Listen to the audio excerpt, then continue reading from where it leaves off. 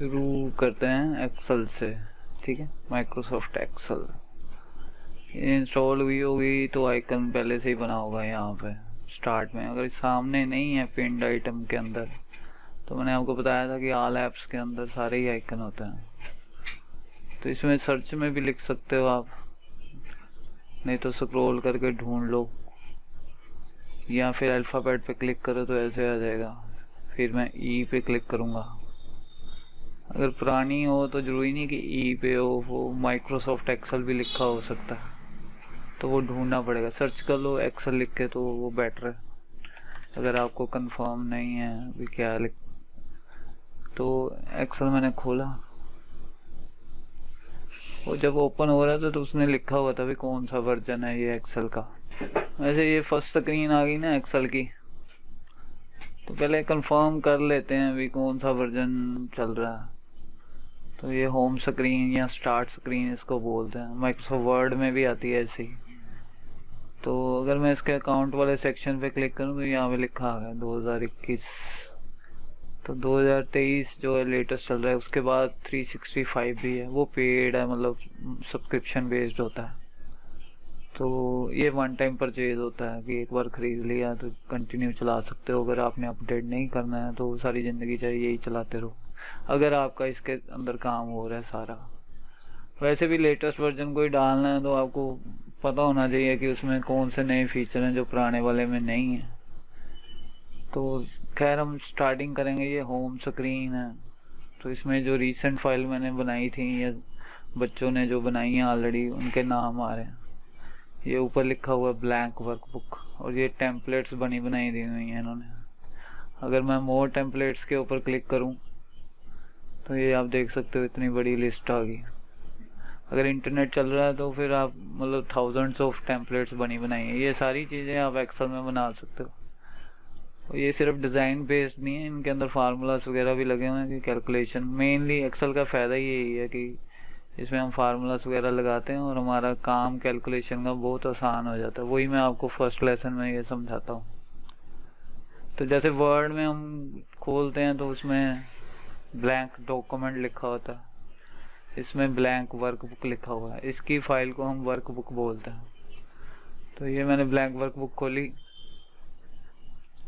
तो ये आपके सामने बना बनाया टेबल आ गया। इसको हम वर्कशीट बोलते हैं वर्कबुक के अंदर। ये मेरी पहली वर्कशीट है। तो ऊपर देखो, हर वर्कशीट के ऊपर जो है हर कॉलम को इन्होंने हेडर दिए हुए हैं ABCDEFG, और हर रो को जो है नंबर दिया हुआ है 1 2 3 4 5 6 7 ऐसे। तो अगर मैं एरो कीज का इस्तेमाल करके इधर जाना शुरू करूं, तो जैसे Z खत्म हो गया, फिर ABACAD ऐसे शुरू हो गया, फिर वो खत्म हो गया तो BABBBCBD ऐसे शुरू हो गया। अगर मैं इसको दबाए रखूं राइट साइड वाले एरो को कीबोर्ड से, तो आप देख सकते हो कि कितनी बड़ी शीट है ये। तो मेरा ख्याल है ये 16,386 कॉलम टोटल। हाँ, और ऐसे अगर हम देखें, अगर मैं नीचे वाला एरो दबाऊं,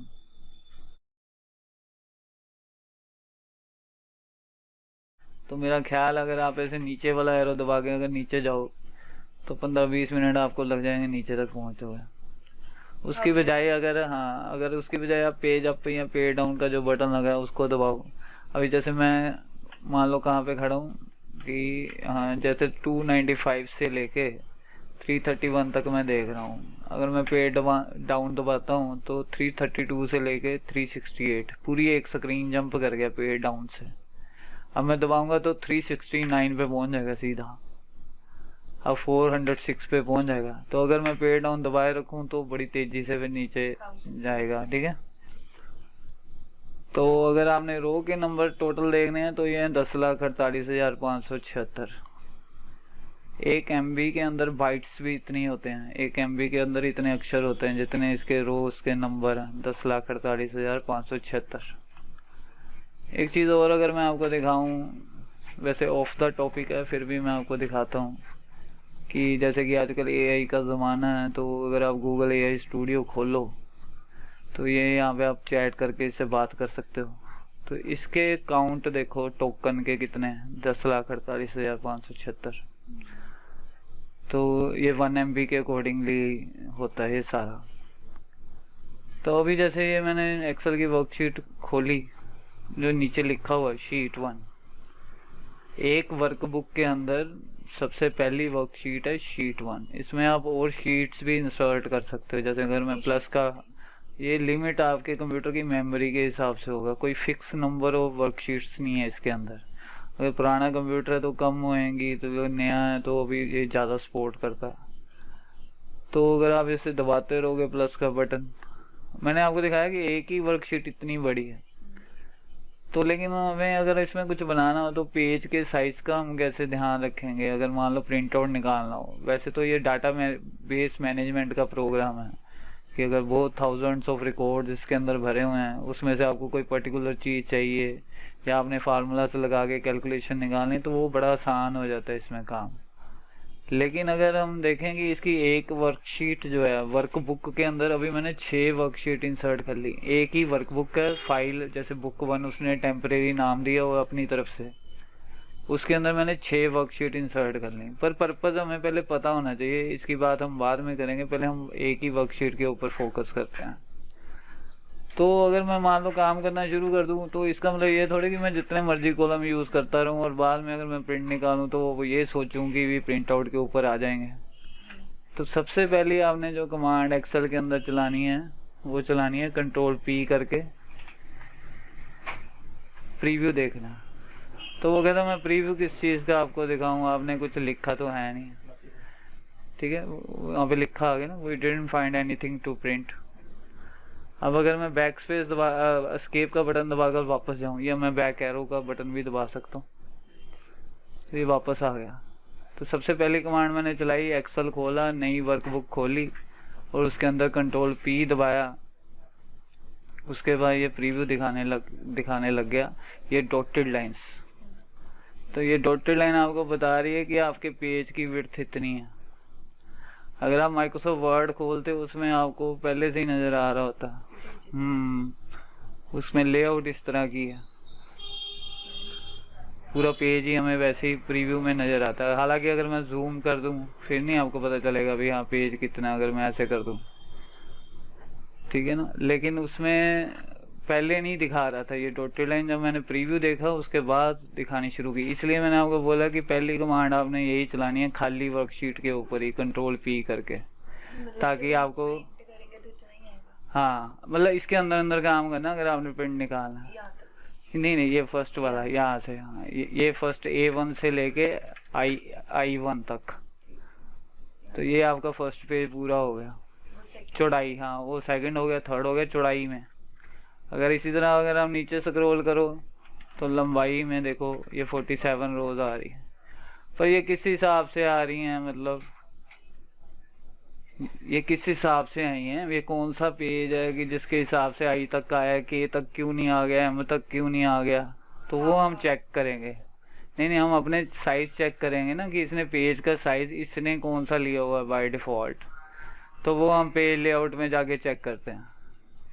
जैसे वर्ड के अंदर भी लेआउट होता है, उसमें भी पेज की सेटिंग लेआउट के अंदर है, इसमें भी जो पेज की सेटिंग है वो पेज लेआउट के अंदर ही है।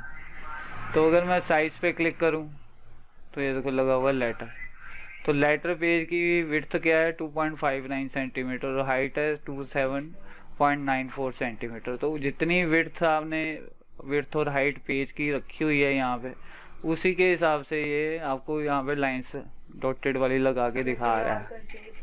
हाँ बिल्कुल। अगर मैं चेंज करूँ, मान लो A4 करता हूँ, तो विड्थ में तो कोई खास फर्क नहीं पड़ा, क्योंकि अगर आप लेटर की और A4 की विड्थ देखो तो सिमिलर है, थोड़ा सा ही फर्क है। विड्थ में 0.59 सेंटीमीटर का फर्क है, और हाइट में अगर आप देखो तो A4 की हाइट जो है थोड़ी सी ज़्यादा है, 2.9 सेंटीमीटर है, उसकी 27.94 सेंटीमीटर है, ठीक है।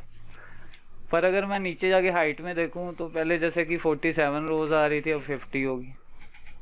तो इसलिए पेज की सेटिंग का ध्यान पहले रखते हैं एक्सेल में अगर आपने प्रिंट आउट निकालना, ठीक है। तो प्रिंट करेंगे अलग-अलग प्रिंट, हाँ हम करेंगे नहीं ना, अगर इस पेज पे मैं नीचे काम करूंगा क्योंकि डाटाबेस अगर आप फीड करोगे तो ये तो है नहीं कि आधा डाटाबेस इधर आधा उधर नीचे की तरफ जाएगा। हेडिंग्स पे डिपेंड करता है आपकी कि आपने हेडिंग्स कितनी लिखी हुई हैं। हो सकता है आपको हेडिंग्स ज़्यादा चाहिए हो, पर अगर हेडिंग ज़्यादा चाहिए तो वो नेचुरली फिर प्रिंट आउट नहीं निकालना होगा कि अगर मान लो 2 पेजों पे आपने हेडिंग कवर कर ली तो ये थोड़े कि 2 पेजों का प्रिंट आउट निकाल के जोड़ के थोड़े ना पढ़ोगे फिर आप। ठीक है, वो फिर हम स्क्रीन पे देखने के लिए काम करते हैं। 2 तरह से काम होता है इसमें, या तो आप प्रिंट निकालने के लिए बनाओगे कुछ, या फिर आप क्या करोगे कि सिर्फ स्क्रीन के ऊपर देखने के लिए जितना मर्जी बड़ा डाटाबेस हो। फिर मैंने आपको बताया है कि 16,300 से आगे भी जाना है तो फिर ये लाइन आगे बढ़ती है। ये लाइन नहीं बढ़ेगी, ये पेज के हिसाब से आपकी इतनी हुई है। फिर आपने अगर प्रिंट नहीं निकालना फिर तो जितना मर्जी करी जाओ, फिर तो लाइनों को इग्नोर मारो, फिर तो हमें कोई लेना देना ही नहीं लाइनों से, क्योंकि हमने प्रिंट ही नहीं निकालना। ठीक है, तो अभी हम शुरू करेंगे पहला लेसन। इसमें आपको मैं बताता हूँ कि जैसे कि डिटेल मार्क्स हम इसमें बनाएंगे सिंपल सा क्लास का, कि अगर बच्चों की क्लास का रिजल्ट आया हुआ है उनके सब के जो है सब्जेक्ट के मार्क्स भरेंगे, बच्चों का नाम भरेंगे, रोल नंबर वगैरह, फिर हम उसका टोटल परसेंटेज और रिजल्ट या ग्रेड्स वगैरह निकालेंगे। ठीक है, तो वो इजी है समझने के लिए, इसलिए ये फर्स्ट लेसन ही होता है। तो सबसे पहले मैंने A1 वाले में हेडिंग लिख ली रोल नंबर। फर्स्ट रो जो होगी आपकी, ये जो फर्स्ट रो है ये मोस्टली हेडिंग्स लिखने के लिए इस्तेमाल होगी, ताकि जो नीचे आप डाटा भरने लगे उसका मतलब पता चले भी वो डाटा है क्या। तो मैंने फर्स्ट सेल में लिखा रोल नंबर, फिर मैंने लिखा स्टूडेंट नेम। अब स्टूडेंट नेम लिखा, वो हेडिंग बड़ी है तो वो ओवरलैप हो रही है B और C कॉलम के अंदर, तो मैं कॉलम का साइज यहाँ से पकड़ के बड़ा कर लूँगा, अपनी रिक्वायरमेंट के हिसाब से अंदाज़ा लगा लूँगा कि हाँ ज़्यादा से ज़्यादा बड़ा नाम कितना हो सकता है, बाद में भी एडजस्ट कर लेंगे। अब मैं अगले सेल में लिखता हूँ जैसे कि English, Punjabi, history, political science, total, percentage और मान लो ग्रेड्स या रिजल्ट लिख लेता हूँ। तो रिजल्ट वाला भी बाहर जा रहा है, अभी सेट करना है अभी सेट कर लो, नहीं तो बाद में सेट कर लेना। सेट क्या करना है कि मैं इन कॉलम्स के साइज एडजस्ट कर लेता हूँ तो वो ऑटोमेटिकली अंदर आ जाएगा। हाँ, अगर प्रिंट निकालना है तो, अगर नहीं निकालना फिर कोई प्रॉब्लम नहीं है, फिर तो चाहे आगे 10 कॉलम और यूज़ कर लेता मैं। ठीक है, अब मैं यहाँ पे फर्स्ट बंदे का रोल नंबर लिखता हूँ, नाम लिखता हूँ और नंबर लिख देता हूँ। और ये मैं नंबर पहले मतलब अभी तो कच्चा काम कर रहे हैं हम, अगर मान लो पक्का काम कर रहा हूँ तो मैं सोचा हुआ है कि भी 75 में से सबके आ रहे हैं, तो मैं उसी हिसाब से यहाँ पे नंबर भर देता हूँ।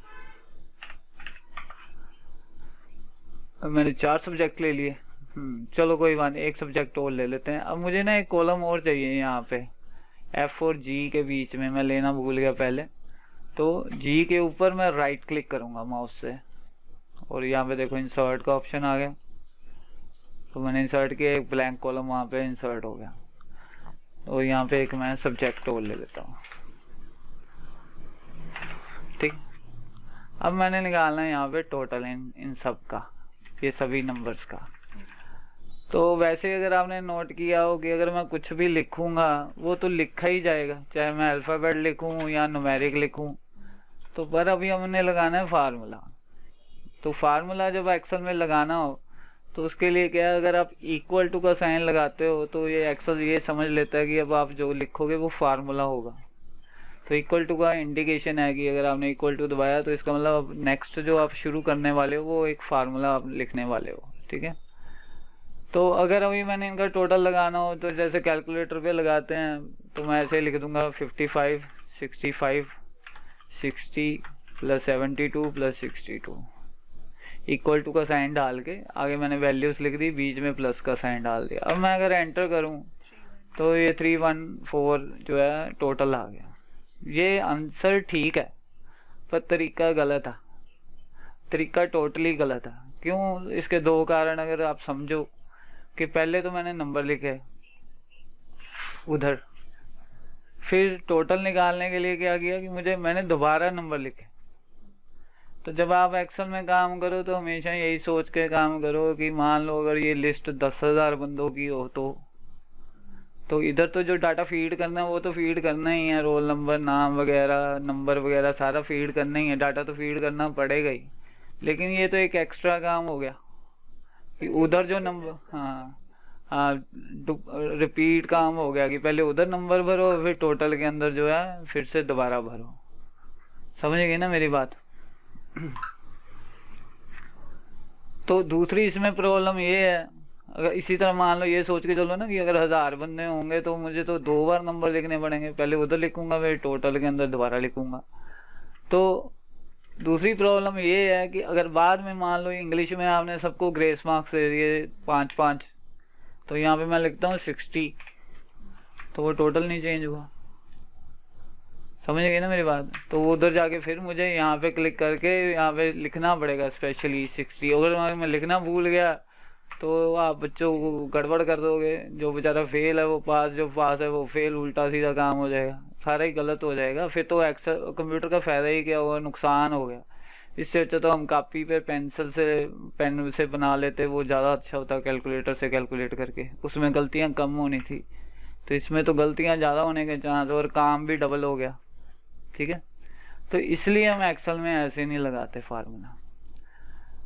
तो अगर आप देखो कि मैंने आपको बताया कि उन्होंने क्या किया हुआ कि हर कॉलम को हेडर दिया हुआ है। हमने जो हेडिंग दी है वो तो दी है, लेकिन उन्होंने भी अपनी तरफ से हेडिंग दी हुई है, A column, B column, C column, और इधर से नंबर दिए हुए हैं रोज को 1 2 3 4 5। तो इसका मतलब है कि यार मैं यहाँ पे खड़ा हूँ, ये एक सेल हो गया, CELL सेल। तो ये मैं कौन से सेल पे खड़ा हूँ? जी कौन से? 18। हाँ, G18 पे खड़ा हूँ। समझ गए ना मेरी बात? तो ये सेल की रेफरेंस होगी। तो बस इतनी सी बात आपने याद रखनी है कि जब फार्मूला आपने लगाना है तो जैसे हम मैथ में करते हैं कि मान लो x की वैल्यू 10 है और y की वैल्यू 20 है, तो इसका मतलब x की वैल्यू हमने मतलब डिफाइन कर दी 10। तो बाद में अगर चेंज करेंगे कि x की वैल्यू 20 हो गई है तो वो ऑटोमेटिकली समझ लेगा। इसी तरह हम इसमें भी करते हैं। इक्वल टू मैंने लगाया तो मैं वैल्यू नहीं लिखूंगा 60 प्लस 65, मैं क्या लिखता हूँ, रेफरेंस दे देता हूँ C2। समझ गए? तो अपने आप ही चेक कर लेगा कि C2 की वैल्यू क्या है। फिर मैं लिख देता हूँ प्लस D2 प्लस E2, हाँ सेल की रेफरेंस, ठीक है, E2 F2 plus G2, enter. समझ गए? अब मैंने निकालनी है। अब इसका फायदा क्या है कि अब मैं पांचों में से किसी की भी चेंज कर दूं तो अपडेट साथ साथ हो जाएगा। समझ गए मेरी बात? अब मैं निकालता हूँ परसेंटेज।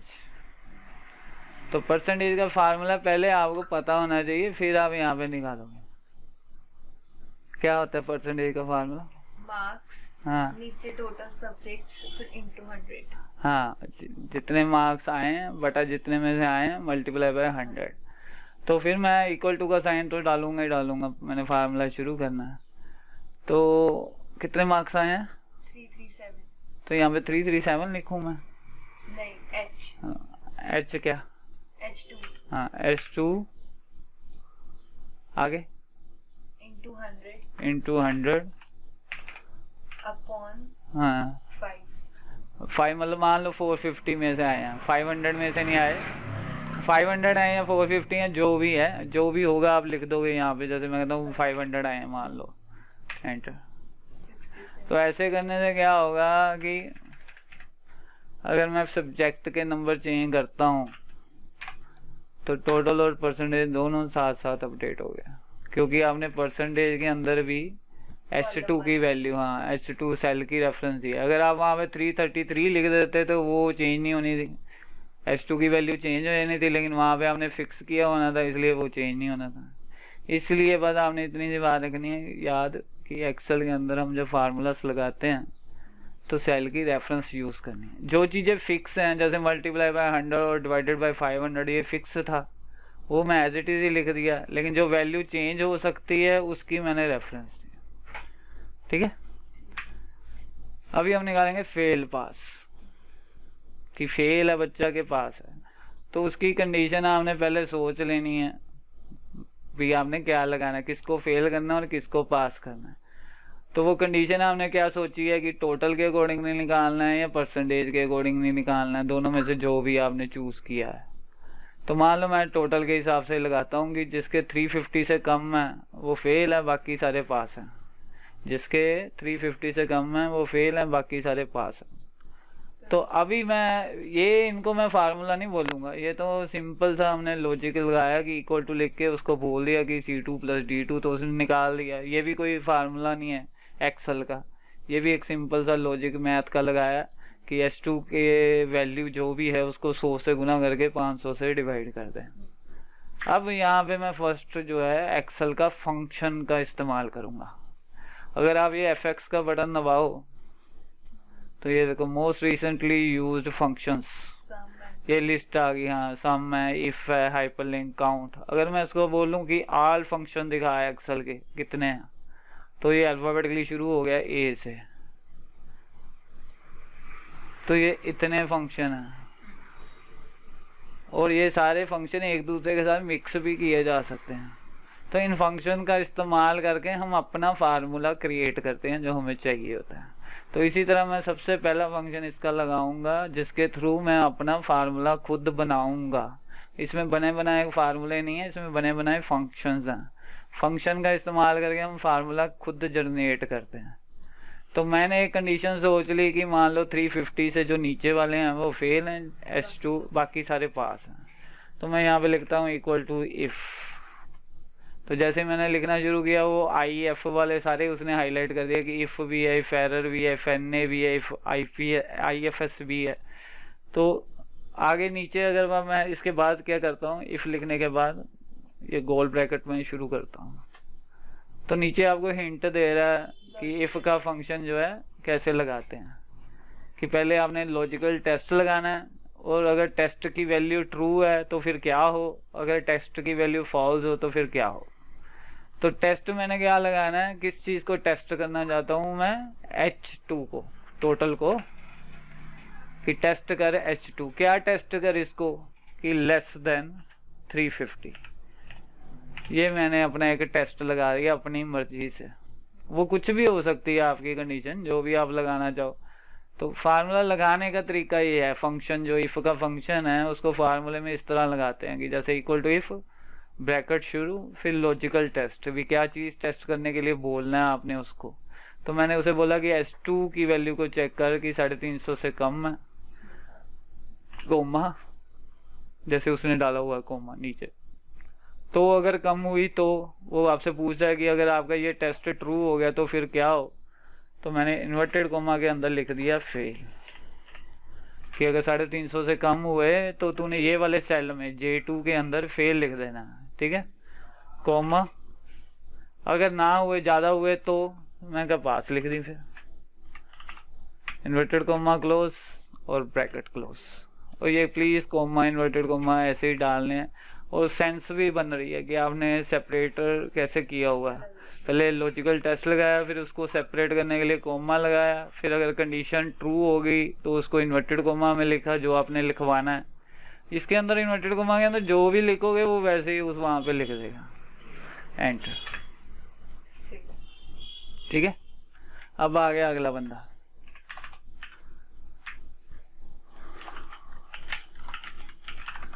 अब मैं इसके नंबर तो नेचुरली भरने ही पड़ेंगे, डाटा जो है वो तो भरना ही भरना है ना आपने, उसमें कोई हेल्प नहीं हो सकती आपकी। जो एक्चुअल डाटा है वो आपको भरना ही पड़ेगा। अब प्रॉब्लम ये भी है कि अगर 1000 बंदों की ये मैंने लिस्ट बनानी हो तो क्या मुझे फिर फार्मूला ऐसे ही लगाना पड़ेगा कि C3 + D3, तब भी टाइम ज़्यादा ही लग रहा है, ईजी तो हुआ नहीं है, बल्कि काम बढ़ ही गया कि अब मुझे रेफरेंस वगैरह का भी ध्यान रखना पड़ता है। तो फिर एक्सेल का फायदा क्या हुआ अगर देखा जाए। तो पहले मैं एक बार ऐसे लगा देता हूँ E3 + F3 + G3। तो अभी ये 3 चीजें निकाल रहा हूँ। अगर मान लो 10 चीजें मैं निकाल रहा होता तो वो 10 के 10 फार्मूले मुझे दोबारा लगाने पड़ने थे, तो वो तो लंबा काम हो गया। तो एक्सेल आपसे क्या कहता है कि ये आपने फार्मूला लगाया, ये सेम ही फार्मूला नीचे लगना है, सिर्फ रेफरेंस चेंज होनी है, C3 D3 E3 होना। तो अगर आप ये ग्रीन डॉट को पकड़ के नीचे कर दो तो फार्मूला कॉपी भी हो जाएगा और रेफरेंस ऑटोमेटिकली चेंज हो जाएंगे। ठीक है,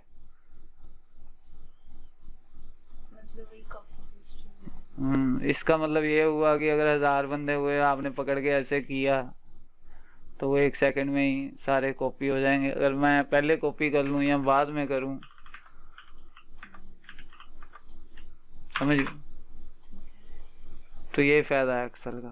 वो 3 फार्मूले हैं कि 30 फार्मूले हैं, आप इकट्ठे भी कॉपी कर सकते हो। ठीक है, इनको मैं सिलेक्ट करके डिलीट का बटन दबा देता हूँ।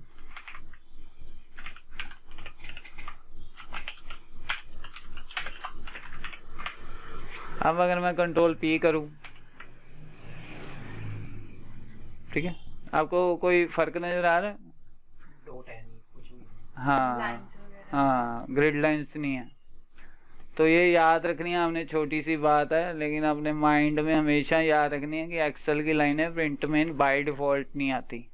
ये जो ग्रिड लाइंस हैं आपको दिखाई दे रही, ये बाय डिफॉल्ट प्रिंट आउट में नहीं आती। ये बात हमने छोटी सी याद रखनी है। जैसे वहाँ पे इकट्ठा आ रहा था print। हाँ, वो भी हम सेट करते हैं इसको। ये भी बात आपने ध्यान रखनी है कि अगर आपने जिस सेल के ऊपर फार्मूला लगाया, यहाँ पे आपको वैल्यू दिखाएगा, यहाँ पे फार्मूला दिखाएगा, क्योंकि ये है ही फार्मूला बार। ठीक है, अगर आपने किसी की फाइल खोल ली और उसमें फार्मूला बार नहीं नजर आ रहा, तो वो व्यू के अंदर जाके आपने ऑन करना है। क्योंकि अगर फार्मूला बार नहीं नजर आ रहा आपको पता ही नहीं चलेगा उसने क्या फार्मूले लगा रखे हैं और कहाँ कहाँ पे लगा रखे हैं। आपको सिर्फ वैल्यू ही नजर आ रही है। अब आपको ये कंफर्म नहीं है कि ये वैल्यू लिखी है उसने कि फार्मूला लिखा हुआ, समझ गए ना? तो व्यू में जाके फार्मूला बार।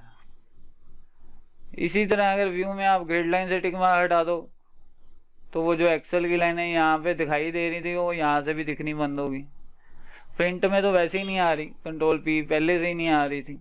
अगर आपको स्क्रीन पे भी, अगर आपने किसी की फाइल खोली उसकी नज़र नहीं आ रही, पर आपने देखनी है ग्रिड लाइंस उस फाइल की, तो आपने टिक मार्क लगाना। व्यू के अंदर व्यू के ऑप्शन है, होम के अंदर मोस्ट कॉमन फीचर्स हैं जो बार बार जिनकी जरूरत पड़ती है।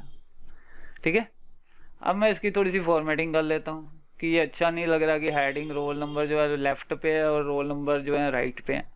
तो इनको मैं सेलेक्ट करके होम टैब के अंदर जो है लेफ्ट का बटन दबा देता हूँ। वर्ड वाले सारे। हाँ बिल्कुल बिल्कुल, वर्ड के ही सारे बेसिक कमांड वो सेम ही रहती होती हैं। अब मैं कहता हूँ ये इनको ज़्यादा अच्छे लगेंगे अगर मैं इनको सेंटर में कर दूँगा, क्योंकि सारे 2-2 अक्षर की वैल्यू हैं, हेडिंग्स भी सेंटर में है और नीचे जो उनकी वैल्यू है वो भी सेंटर में है। इसको मैं कहता हूँ कि इन सबको तीनों को जो है राइट पे कर दें।